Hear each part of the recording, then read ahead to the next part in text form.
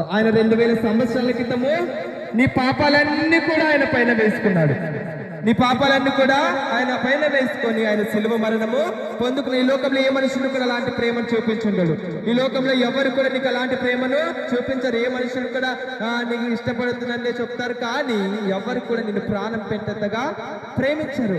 కానీ మన ప్రభు అయిన యేసు ప్రభు వారు మాత్రమే ఆయన ఈ లోకానికి వచ్చి నీ కొరకు నా కొరకు మరణించాడు. కాబట్టి మరలా ఆయన